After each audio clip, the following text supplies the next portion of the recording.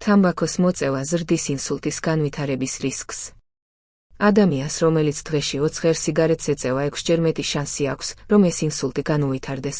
მოწევას შეუძლია გავლენა მოახდინოს თქვენი ორგანიზმის ქოლესტერინის დონეზე, მოწევა ზრდის დაბალი სიმკვრივის ლიპოპროტეინების დონესაც, ეს კი საგრძნობლად ზრდის ინსულტის რისკს. ნიკოტინი აჩქარებს გულისცემას, რაც ზრდის არტერიული წნევას. ინსულტების ნახევარი დაკავშირებულია მომატებულ არტერიულ წნევასთან. თამბაქოს კვამში არსებული ქიმიკატები ასევე ზრდის სისხლის შედედებისადმი მიდრეკილებას. მაშინაც კი, თუ დიდი ხნის მწეველი ხართ, მოწევისთვის თავის დანებება თითქმის მაშინვე შეამცირებს ინსულტის რისკს. მოწევისთვის თავის დანებებიდან 8 საათის განმავლობაში სისხლში ჟანგბადის დონე გაუმჯობესდება და თქვენს ორგანიზმში ნახშირბადის მონოქსიდისა და ნიკოტინის დონე ნახევარზე მეტით შემცირდება. 12 კვირის შემდეგ თქვენი სისხლის მიმოქცევის სისტემა დაიწყებს გაუმჯობესებას.